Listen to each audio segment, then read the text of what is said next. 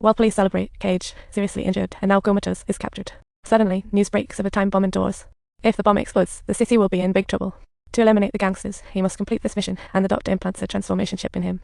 This chip makes him Cage's exact double. Only two superiors and the Doctor know the truth. Then, John boards a helicopter. He's sent to the city's most secure prison by federal police, with just 2 days to extract the bomb's location from Cage's brother. Entering prison, John is shackled with heavy leg irons, and Cage's face quickly makes him the focus. Everyone is staring at him with hostile eyes, but John quickly spots Cage's brother in the crowd. To gain trust, he must act like a total badass. However, at that moment, an enemy of Cage suddenly attacks him. John is caught off guard, unlike a gangster. To avoid suspicion, he acts crazy. He suddenly retaliates and sends the brute flying with a punch, but he can't bring himself to land the final. His brother is confused. Sensing something's off, John explains he was beaten by police, forced to take strange pills. He pretends to have amnesia to dodge personal questions and asks about the bomb's location. But the brother deftly changes the subject. No matter how John probes, he can't get a single clue. At precisely this moment, the gangster boss who had been in a coma-like state miraculously wakes up. He cautiously and slowly uncovers the bandages, and instantly his face is struck with an unbearable intense pain. He touches his face, realizes it's gone, with Sheriff John's in-nutrient solution nearby. He hurriedly calls his underling. He has the face-swapping doctor brought in and learns the whole story from the surgery footage, an evil plan forming in his under Cage's smile. The doctor reluctantly gives him John's face. This day, John unexpectedly receives a visitor. When the prison door opens, he sees another vibrant version of himself. Decked out, Cage jumps up, switching roles from gangster lord to sheriff, taking care of the old doctor and FBI agents. Then, he happily puts on John's wedding ring, and the furious John instantly explodes. He charges at Cage, choking him, but then a cop suddenly jumps in and gives him a hard beating. Cage, using the sheriff's identity, throws the brother out of prison, exposing his identity. Finally, he manages to get rid of everything and successfully takes John's identity. However, before leaving, this guy doesn't forget to give John a dose of motivational speech. John sees the plan failed and hurriedly explains his true identity. But how could Eugene trust the words of a prisoner? He then steps on John's hand. Cage only exchanges a few simple words, and the brother recognizes his identity. The brother receives the terrorists $10 million and must detonate the bomb as required, but Cage isn't bothered at all. He advises his brother to broaden his horizons.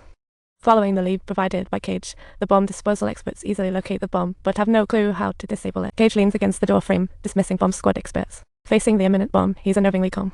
It's not until the last moment that Cage calmly inputs the disarming code, miraculously turning the tables and becoming a hero.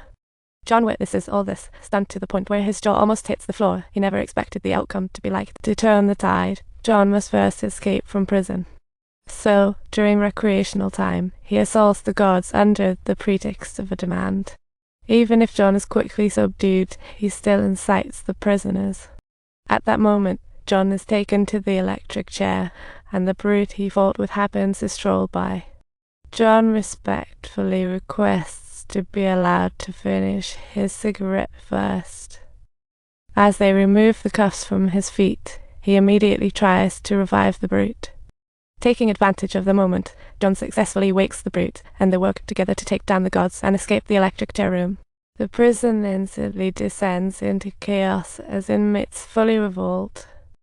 John seizes the opportunity to dash out the iron gate only to find that the prison is right in the middle of the sea.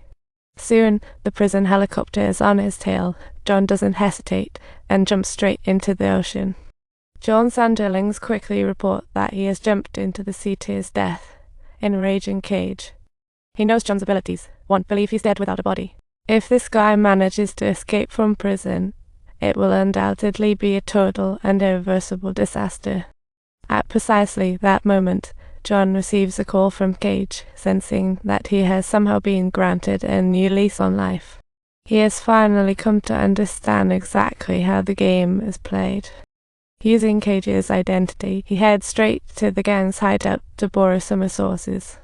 Seeing that Dadju doesn't suspect him at all, John smoothly acquires Cage's golden twin guns.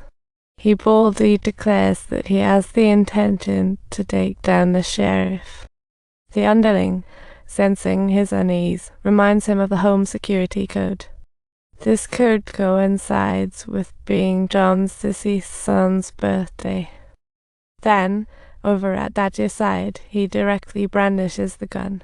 Seeing this, the underling panics, immediately realizing the gravity of the situation, and quickly decides to flee overnight. Sean, with a slight smirk playing on his lips, feels smug inside. This is truly an intriguing and interesting situation. Do you believe that my plan has a chance of succeeding? Don't forget to subscribe to my channel for more unmissable exciting content.